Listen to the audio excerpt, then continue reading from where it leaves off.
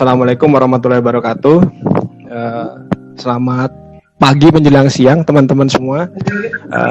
Pertama-tama saya mengucapkan terima kasih dulu nih buat Pak Suhendra dari teman-teman Printpack yang sudah mengakomodir Idealogik. Ini agak lucu juga ceritanya kemarin ya Pak ya. Kita dibilang malu-malu nih untuk diekspos nih. Printflow, orang nyari Printflow susah gitu ya, karena memang sampai saat ini memang Printflow kebanyakan masih word of mouth, jadi dari teman-teman saling menginformasikan. Nah kebetulan kemarin alhamdulillah ketemu sama Pak Suhendra. Pak Suhendra ini akhirnya kita berinisiasi untuk coba mengekspos Printflow ini seperti apa sih, karena ternyata memang ada kebutuhan di sana dari teman-teman. Ya insya Allah harapan dari kami mudah-mudahan bisa bermanfaat ya. Dari sini kita coba untuk sharing Printflow itu seperti apa. Nah sebelumnya saya ingin sedikit memperkenalkan diri. Saya Rian. Saya kurang lebih ada 9 tahun di printing.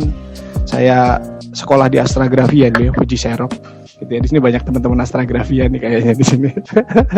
Nah dari situ kita banyak berkomunikasi dengan teman-teman dari dunia printing, percetakan, khususnya quick print sih. Nah dari situ kita diskusi mengenai permasalahan-permasalahan yang ada. Nah ini saya sambil share screen ya.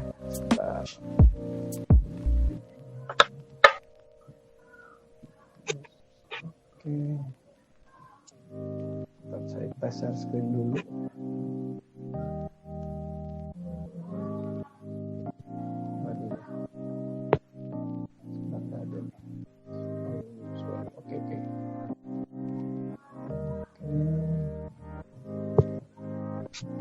Kelihatan ya share screen saya ya, Bapak Ibu ya. Ada. Ya, oke, saya mulai dari atas.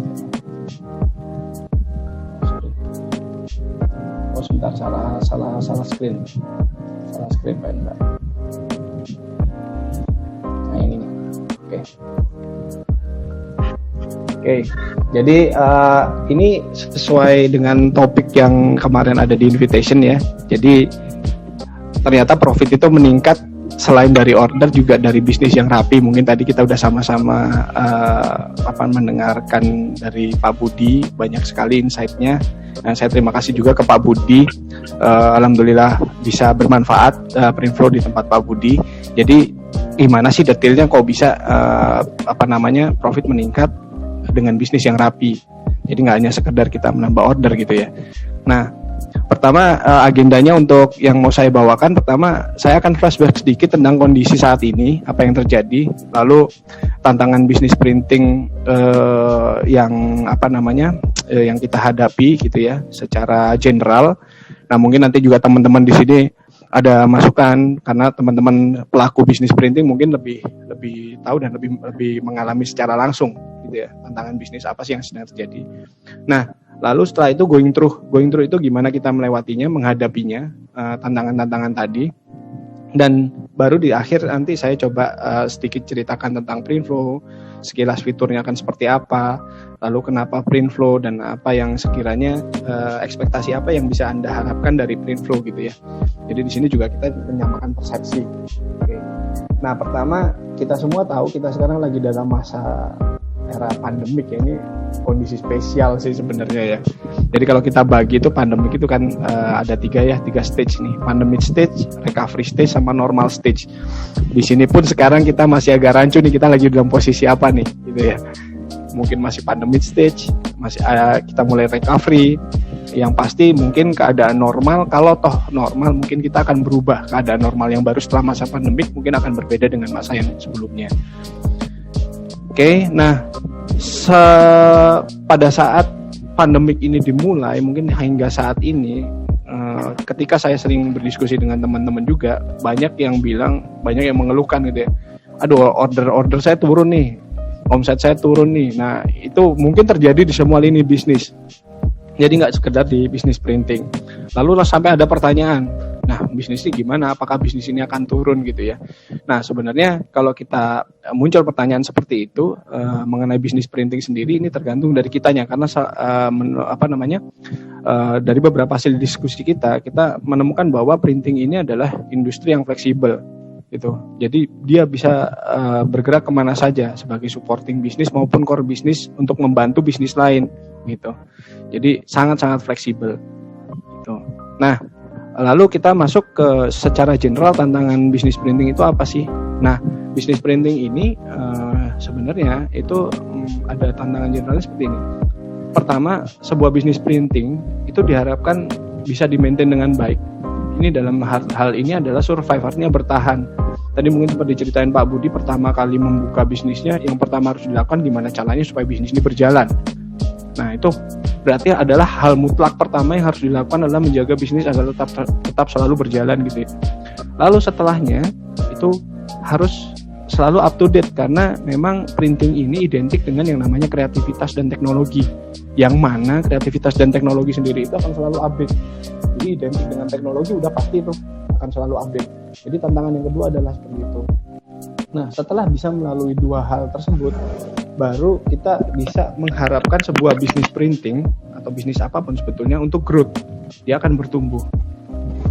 Setelah bertumbuh dan semuanya sudah stable gitu ya, bisa dijalankan dengan baik, growth-nya baik gitu ya. Kita bisa melakukan ekspansi bisnis. Nah, ekspansi bisnis di printing sendiri macam-macam. Dari mulai model bisnis yang baru, intinya adalah untuk mendongkrak revenue dan profitabilitas.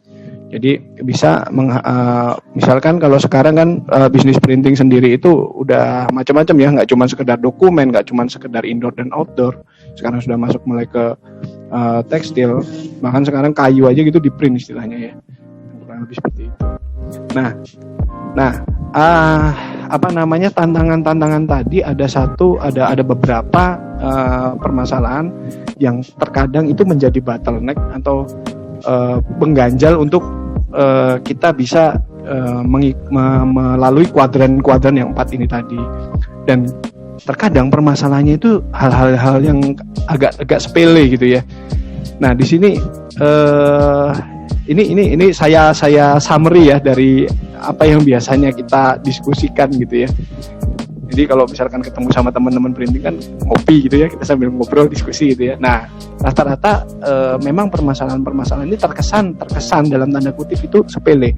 Contoh SPK atau work order, surat perintah kerja, itu biasanya kertas itu hilang atau paling enggak keselip gitu ya. Nah, itu lalu setelah itu memungkinkan terjadinya order itu lewat dan order lewat. Udah order lewat, oke, misalkan karena SPK yang hilang nggak jadi order nih, atau customernya mau lalu dibuat order tapi transaksinya nggak kecatat gitu ya. Nah, lalu setelah itu kadang terjadi hal seperti misalkan biaya produksi lebih besar dari pendapatan. Nah, kok bisa gitu? Itu bisa karena kadang bahan dipergunakan tapi tidak tercatat, akhirnya biaya yang dikeluarkan untuk stok atau bahan atau misalkan produksi seperti tinta itu akan lebih besar dari apa yang seharusnya didapatkan. Itu pun disebabkan karena mungkin tadi Pak Budi juga sudah sebutkan, itu stok atau bahan, manajemen bahannya itu agak sedikit tidak tertata, ini agak berantakan, harusnya berapa. Jadi kadang Bapak Ibu terima order di depan, oke, dibuatkan ordernya, begitu nyampe belakang, oh barangnya stoknya habis, out of stock. Nah, harus balik lagi ke supplier atau vendor, ternyata di vendor juga habis. Nah, itu terjadi sesuatu hal yang tidak efisien dan itu sangat rentan sekali meniadakan order gitu ya, tanda kutip. Nah, ini sama tadi transaksi yang tidak tercatat. Lalu ada nomor 6, ini adalah aset dan peralatan yang disalahgunakan untuk kepentingan pribadi. Nah, ini bukan bermaksud kita mau suzon atau gimana gitu ya kalau dalam bahasa ininya, tapi kerentanan atau kecenderungan ini biasa terjadi karena memang ada kesempatan di sana. Jadi aset dan peralatan itu sering disalahgunakan untuk kepentingan pribadi. Lalu kesulitan dalam memonitor proses order yang sedang berjalan. Sama nyambung juga dengan yang selanjutnya nomor 8, yaitu kesulitan memonitor proses produksi yang sedang berjalan. Ini contoh kasusnya kurang lebih seperti ini. Ada customer datang ke store, mereka datang ke store, mereka menanyakan ke mungkin CS atau desainer yang bersangkutan. Simpel pertanyaannya, Pak, order saya gimana, sudah selesai apa belum? Oh, itu ada, saya sempat menemukan itu on-site langsung. Itu kebingungan mencari proses posisi order itu di mana, posisi yang di mana gitu ya. Nah itu sempat ada kondisi seperti itu. Lalu jadi proses order hingga barang produk jadi itu secara tidak langsung menjadi tidak efektif dan efisien gitu. Nah hal-hal tersebut itu kalau kita summary-kan itu bisa, kita akan kesulitan memonitor suatu transaksi, kita kesulitan memonitor environment bisnis yang ujung-ujungnya mungkin di sini, kalau di sini nggak tahu ya saya ya teman-teman, kalau store yang harus selalu dijaga ini juga harus direview kenapa store-nya harus selalu dijaga, sedangkan untuk mengekspansi bisnis itu kita udah harus memikirkan model bisnis yang baru, tidak harus selalu menjaga store atau operasional yang sedang berlangsung gitu ya. Nah dari kesulitan-kesulitan ini yang paling rentan adalah ini revenue loss yang tidak terdeteksi, bahkan kita nggak tahu seharusnya kita dapat omset berapa gitu ya, itu yang kita dapat cuman kecil. Nah saya ada satu cerita, jadi ada di daerah Jakarta gitu ya, kita ngobrol itu mereka bisa memberikan info seperti ini. Kalau Pak, saya kalau misalkan ini satu roll ini Rit Rahma ini vinyl satu roll ini saya untung misalkan saya dapat 10 juta itu sudah alhamdulillah. Nah baru kalau kurang dari 10 juta, nah itu tuh saya review biasanya. Artinya kita tidak bisa menghitung profit pasti dalam setiap SPK atau pekerjaan atau transaksi yang kita lakukan itu berapa. Nah itu mungkin kalau misalkan store-nya besar nggak kerasa, tapi kalau dikumpulin lama-lama lumayan banyak tuh. Nah itu yang terkadang tidak disadari adalah menghilangkan pendapatan. Nah kalau memang kondisinya seperti ini yang kecenderungannya adalah bisnisnya akan stagnan. Jadi dia akan terus di posisi maintain gitu ya, jadi nggak sempat growth, apalagi ekspansi gitu, karena memang kan butuh satu konsentrasi tersendiri kalau kita mau mengekspansi bisnis yang sudah ada, butuh satu plan, butuh satu eksekusi yang benar-benar harus kita concern gitu ya. Nah jadi itu tadi adalah permasalahan-permasalahannya gitu ya yang terjadi. Gimana nih caranya kita melewati atau menghadapinya gitu ya. Jangan mundur gitu kan istilahnya. Ya, jadi kalau di sini ilustrasinya itu tadi adalah risk dalam sebuah bisnis, gimana kita mengkonversi risk itu menjadi satu yang lebih efektif sehingga bisnisnya bisa rise. Kurang lebih maknanya seperti itu. Pertama, ini kan lagi pada ngetren ya industri 4.0 gitu ya. Nah, jadi suatu hal yang mungkin patut kita concern adalah kita bisnis printing ini harus bertransformasi menjadi printing 4.0. Nah, printing 4.0 ini apa sih? Nah, sebenarnya ada beberapa konfigurasi dari printing 4.0. Jadi ini full konfigurasinya. Nah, jadi kalau di printing 4.0 sendiri sebenarnya ada front end dan ada back end, dan ini akan mengotomasi seluruh bisnis printing gitu ya. Di front end ada online print shop, di back end ada online print shop. Yang online print shop ini sedikit saya luruskan, yang biasanya sekarang sering disebut web to print. Nah, sebenarnya web to print itu sendiri adalah satu full konfigurasi dari printing 4.0 ini, karena di web to print sendiri itu harus ada komponen online print shopnya sebagai media untuk orderingnya. Lalu ada bisnis proses automationnya. Disinilah Printflow bekerja. Jadi di sini bidangnya Printflow, bisnis proses automation. Bagaimana mengotomasi satu proses bisnis dari mulai input hingga output dalam segi bisnis ya, transaksi berubah menjadi order. Nah di sana adalah bisnis proses automation. Lalu ada production process automation. Nah, production process automation ini adalah yang nyambung dengan hardware gitu. Nyambung dengan hardware. Jadi kalau misalkan kita bilang web to print, itu sebenarnya orang ordering melalui satu platform gitu ya, hingga berubah menjadi satu produk secara otomatis. Jadi bahkan di device-nya sekalipun, di mesinnya itu tidak ada campur tangan dari human. Kita bisa bilang seperti itu. Nah, ini kalau sudah diimplementasikan akan jadi satu full konfigurasi printing 4.0 di sini. Oke.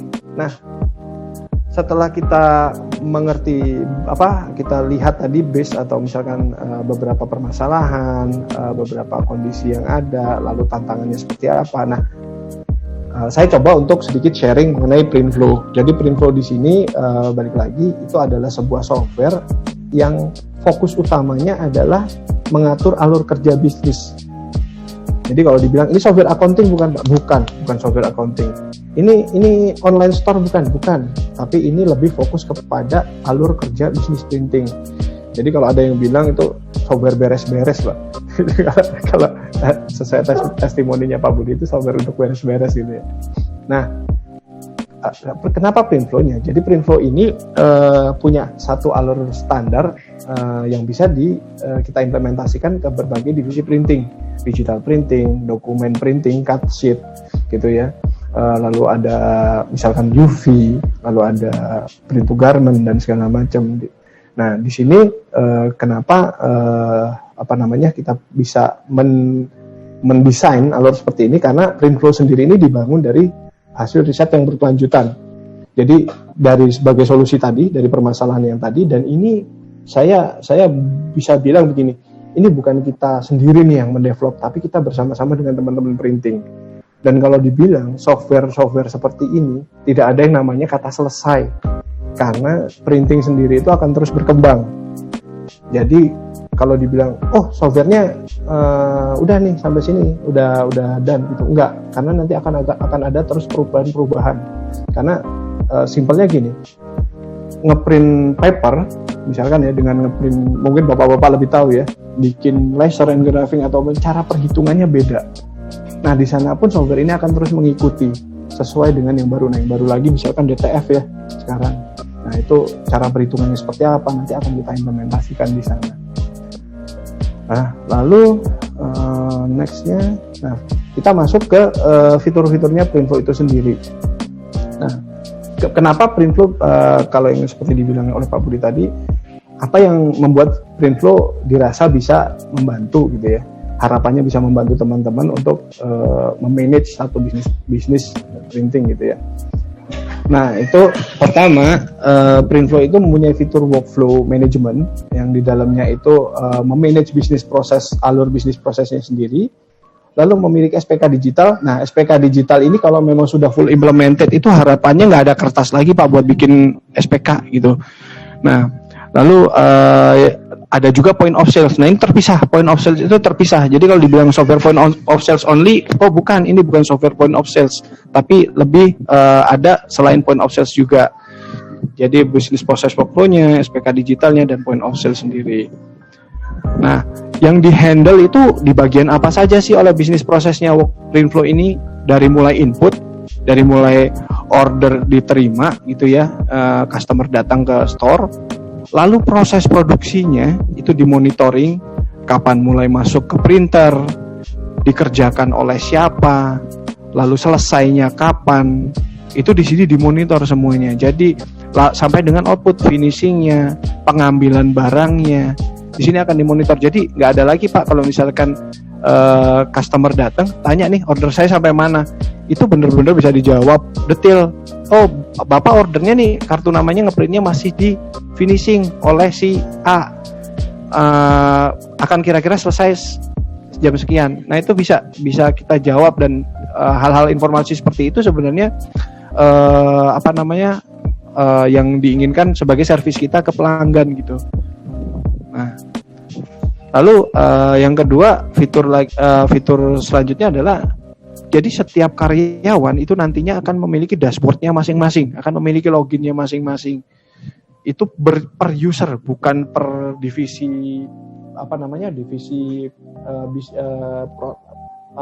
bagian bisnisnya ya, misalkan operator, CS, bukan, tapi per user. Misalkan si customer service ini ada, atau desainer ini ada 5, ya 5-5-nya akan memiliki dashboard masing-masing. Jadi mereka akan bertanggung jawab atas pekerjaannya masing-masing. Nah itu tadi yang mungkin juga disampaikan oleh Pak Budi, akhirnya dalam tanda kutip dipaksa yang baik untuk teman-teman ini akan disiplin dalam melakukan pekerjaan dan mengikuti SOP yang sudah ada. Gitu. Lalu ada file flow management. Nah sebelumnya nanti di sini kan karena Printflow itu sebenarnya ada dua ya, ada Printflow Pro dan Printflow Lite. Untuk fitur-fitur yang di sini ini saya bawakan yang di Printflow Pro gitu ya. Jadi file flow management ini juga kita sediakan dari mulai customer datang, dia mensubmit file gitu ya ke CS. Nah, file ini akan diatur juga oleh software. Jadi artinya begitu si operator membuka dashboardnya dia dengan usernya dia akan ada filenya di sana. Ya insya Allah harapannya adalah supaya tidak tertukar gitu filenya bingung yang mana nih, ini kerjaan ini filenya yang mana nih, kan biasanya banyak yang tanya gitu ya, atau mungkin filenya nggak ada, terus habis itu berselisih, kok enggak, kemarin sudah saya kasih kok, sudah diupload gitu, di server ada gitu. Nah, hal-hal seperti itu coba kita hindari. Nah, SPK digital tadi yaitu merubah model work order atau surat perintah kerja yang konvensional yang tadinya dari kertas itu, yang potensi hilang dan keselipnya tinggi nih ya, terselipnya tinggi, itu menjadi digital. Jadi semuanya akan ada di sini gitu. Kalau misalkan ini masih hilang berarti monitornya hilang, Pak, gitu ya. Bukan kertasnya lagi.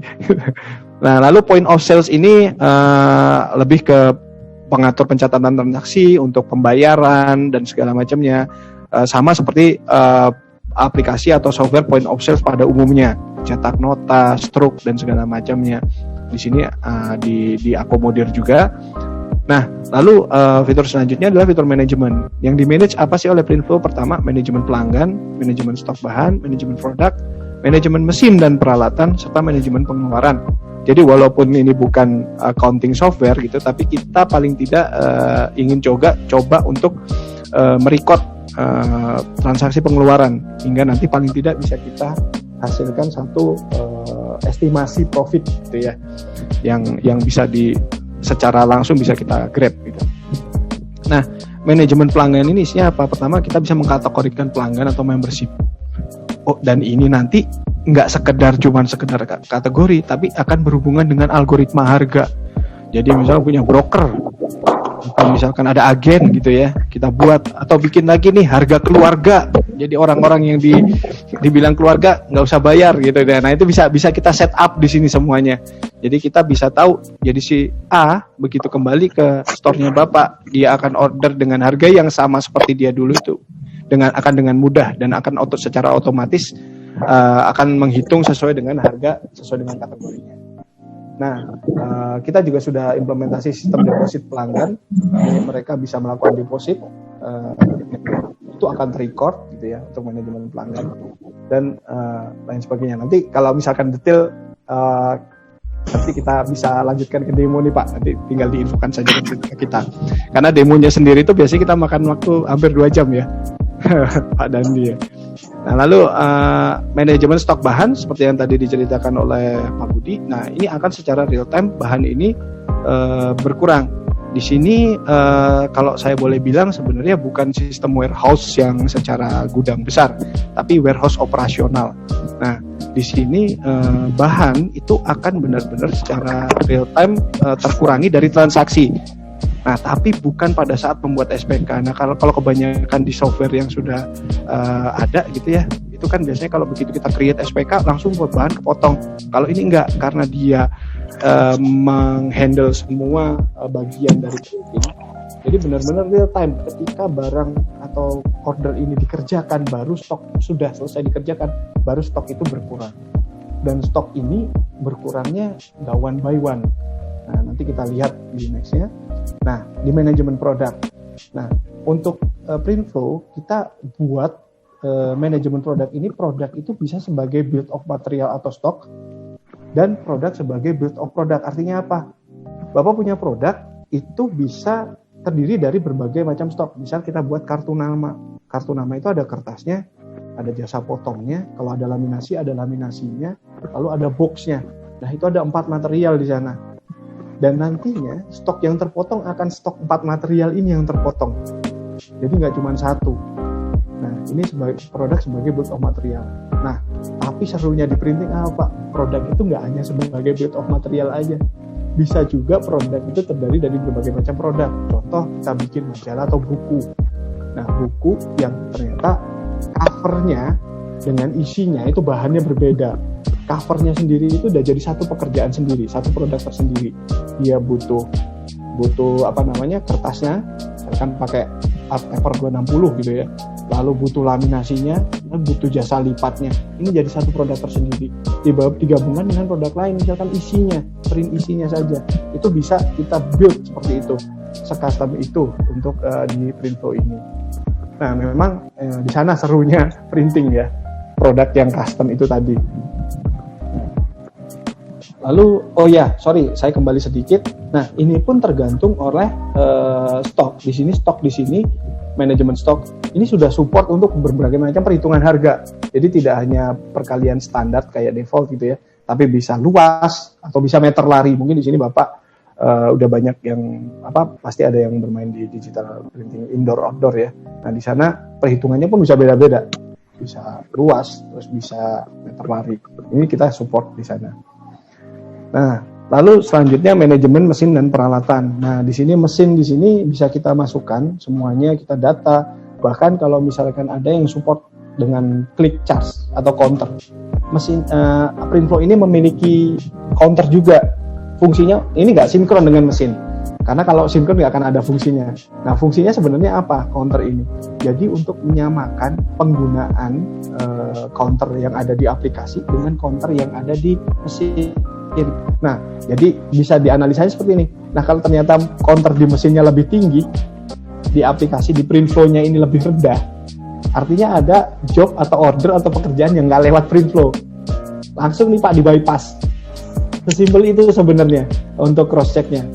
Dan di sini counter ini sudah menghitung ya berdasarkan bolak-balik atau enggak, kertasnya seperti apa, banyaknya berapa. Di sini sudah dikalkulasi secara otomatis. Jadi bisa mereduce hal-hal yang tidak diinginkan seperti tadi. Makanya kita bilang kita berusaha untuk mengefektif dan efisienkan supaya profitnya meningkat, gitu ya. Lalu ada juga manajemen pengeluaran, pembelian stok, misalkan yang paling simpel di sana itu kita bisa masukkan. Dan manajemen pengeluaran ini bukan lebih jauh lagi, ini akan terkait dengan stok. Jadi misalkan Bapak ada pembelian stok tapi stoknya masih pending on transit, belum nyampe. Itu sampai seperti itu terdeteksi. Oh, saya masih di jalan, saya pesan 3 rim art paper 150. Oh, masih belum sampai di jalan. Ini terdeteksi. Jadi begitu bagian inventory atau misalkan penerima barang nanti sudah menerima, dia akan melakukan konfirmasi. Jadi disinilah semua kita tata gitu. Nah ini yang paling ditunggu-tunggu nih kalau teman-teman owner nih. Jadi reporting ini isinya adalah dashboard laporan, lalu ada laporan kasir, laporan piutang, dan ada cash flow sebenarnya. Ini nanti kita coba lihat di dalamnya.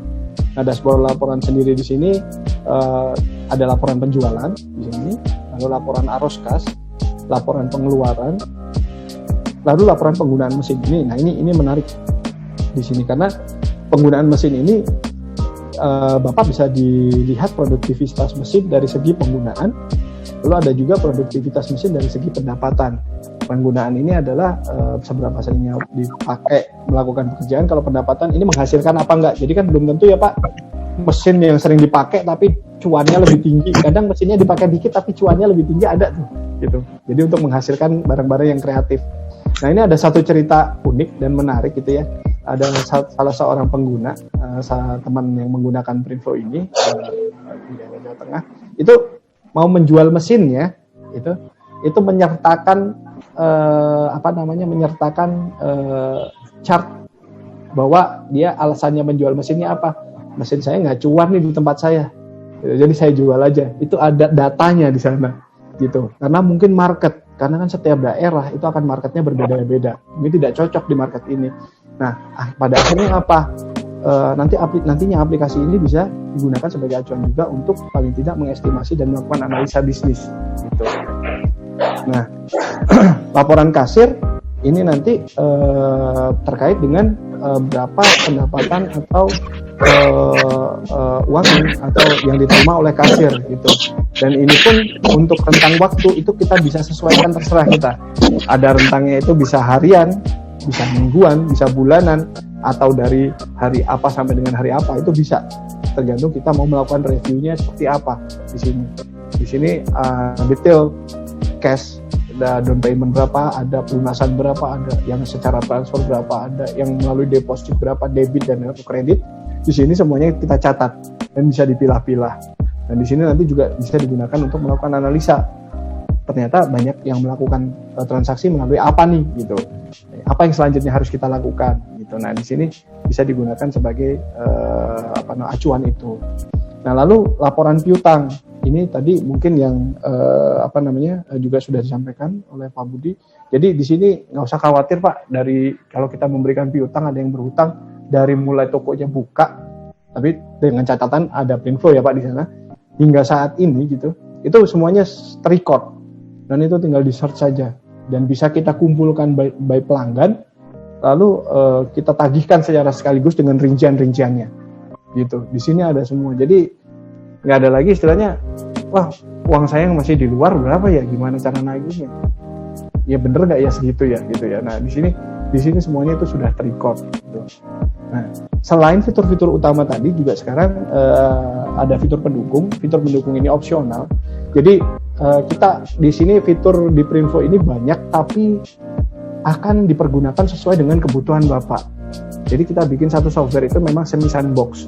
Jadi kan kalau saya main ke tempatnya printing A, printing B, itu cara berbisnisnya berbeda-beda, SOP-nya berbeda-beda, bagaimana menservis pelanggannya berbeda-beda. Jadi ini akan ada penyesuaian dengan apa yang terjadi kebijakan SOP ataupun proses bisnis yang ada di tempat Bapak gitu. Nah, fitur-fitur pendukung ini contohnya kita sudah support WA atau SMS untuk notifikasi pekerjaan selesai. Itu ada, lalu bisa disinkronkan dengan online server karena bentuknya web based, jadi implementasinya ini bisa kita implementasikan online ataupun offline. Nah, dan kalau misalkan ada dua server seperti itu bisa disinkronkan antara online servernya dengan offline servernya.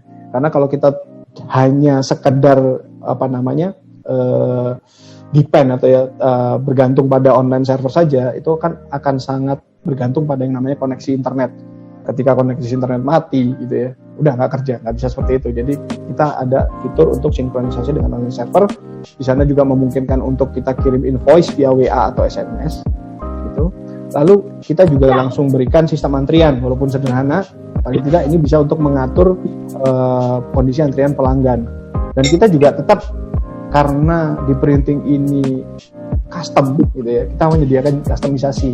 Contohnya kayak user privilege. Jadi user privilege di Printflow ini secara default ada kurang lebih ada 6. Super admin, ada customer service, ada designer, ada operator, ada finishing, dan ada kasir. Nah, kalau misalkan saya mau ada satu orang, misalkan store manager saya buatkan yang mereka bisa akses A, B, C, D, itu kita bisa customkan. Jadi kita bisa buatkan satu user yang memang secara privilege dia itu custom. Lalu custom untuk jenis divisi dan pekerjaan juga kita bisa itu misalkan saya baru beli mesin UV, kemarin belum ada pekerjaan UV, kita mau tambahkan, itu bisa ditambahkan juga. Jadi divisi jenis pekerjaan dalam printing ini bisa ditambahkan. Nah, seperti diinfokan juga, tantangannya sebenarnya bukan ke hal yang teknis, tapi lebih kepada pertama itu merubah kebiasaan kerja dari yang sudah ada menjadi ke digital atau dengan menggunakan sistem. Yang kedua adalah input data sebenarnya. Jadi saya yakin tempat Bapak di print shop Bapak itu barang banyak banget, karena kan kalau printing itu produknya hampir bisa dibilang hampir unlimited kali ya. Apa yang bisa kita ciptakan itu banyak banget. Nah, di sini kita juga memang kalau misalkan berkenan itu ada data input service untuk di awal implementasi gitu. Nah, jadi kenapa Printflow gitu? Pertama, kami berjalan mulai develop itu kurang lebih tahun 2015-2014. Nah, dari sana memang dari base teman-teman yang ada di Printflow sendiri ini sempat ada memang kita dari dunia printing gitu ya. Jadi paling tidak kita punya kemampuan untuk menerjemahkan kompleksitas bisnis printing ini dalam sebuah software. Karena kita memang meyakini bisnis printing itu kompleks dan seru gitu. Jadi banyak hal-hal yang memang sulit kalau misalkan hanya developer gitu untuk mentransformasikan atau menerjemahkan bisnis tadi ke dalam sebuah software. Nah, lalu ini pun dibangun dengan riset yang berkelanjutan oleh praktisi, pengamat dan pelaku. Karena dari hasil diskusi tadi kita kita build, kita develop, dan sekali lagi kita bilang ini software yang nggak akan pernah selesai. Karena dia akan terus berkembang mengikuti kondisi dan bisnis printing yang berkembang juga gitu. Dan di sini juga Printflow adalah sebuah dedicated software. Jadi skema investasinya jelas. Nah, concernnya apa? Ketika Bapak akan membuat satu software, kebetulan saya developer lalu saya terjun ke printing, saya programmer lalu saya terjun ke printing. Nah, ketika ingin membuat software dan ternyata di tengah-tengah perjalanan mendevelop software itu kita akan menambah satu fitur gitu, karena memang baru kepikiran. Begitu pas baru dipakai setengah, oh iya ini harusnya ada gini nih, oh iya ini harusnya ada gini, oh harusnya seperti ini. Akan ada satu revisi, akan ada satu pembetulan atau penambahan ataupun pengurangan. Itu biasanya kalau developer atau programmer yang kita hire itu akan melakukan additional charging, jadi ada fee tambahan. Jadi nggak perlu kita sebut itu Pak. Ada salah satu case juga dari develop awal gitu ya, dari murah nih investasinya, lama-kelamaan membengkak sampai menjadi satu mesin. Dan itu secara developer itu wajar Pak, karena kalau kita sebagai, misalkan kita melakukannya sebagai project base, saya sebagai web developer, di Idealogic juga ada service base, project base. Kita kalau menggunakan project management model agile, jadi dia akan terus berevolusi, artinya nggak ada patokan timeline tertentu, itu akan terus ada biaya yang terjadi gitu. Dan yang pasti ini 100% karya anak bangsa ya, kita orang Indonesia sih Pak semuanya gitu ya. Dan engine itu semua kita buat sendiri. Jadi memang engine ini engine yang dedicated. Kenapa? Karena concernnya adalah performance. Jangan sampai begitu sudah setahun jutaan lebih jadi jadi lambat gitu ya. Nah, di sini kita concernnya di sana. Makanya kita coba gali apa sekiranya engine teknologi apa yang misalkan bisa mengakomodir.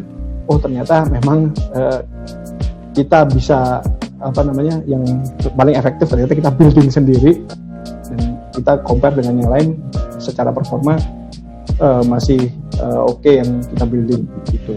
Jadi dari Printflow ini apa sih harapannya, ekspektasinya yang bisa Anda dapatkan gitu ya.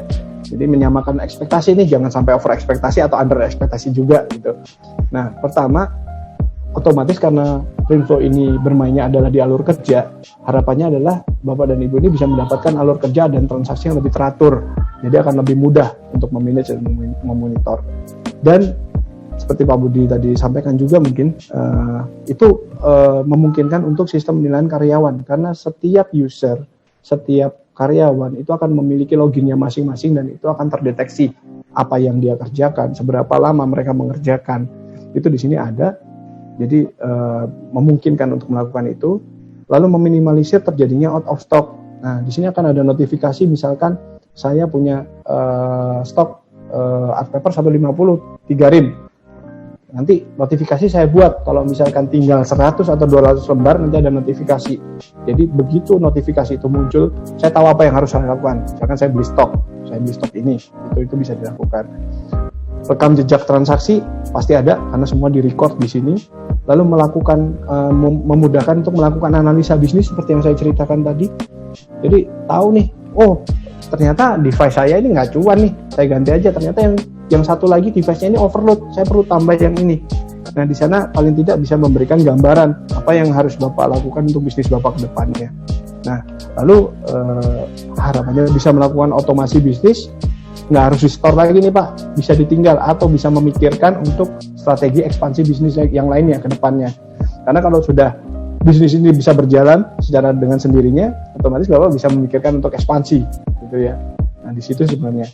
Dan yang pasti harapannya kembali lagi ke tujuan awal, bagaimana caranya meminimalisir terjadinya pendapatan yang hilang sehingga profit itu meningkat. Jadi kalau dibilang lagi seperti tadi, bisa ya profit meningkat tanpa ada penambahan order? Sebenarnya bisa, karena di dalam itu loss-nya terkadang memang kadang sepele, tapi cuman kalau dikumpulkan itu banyak. Jadi kayak misalkan efek gunung es ya, kita lihat ya.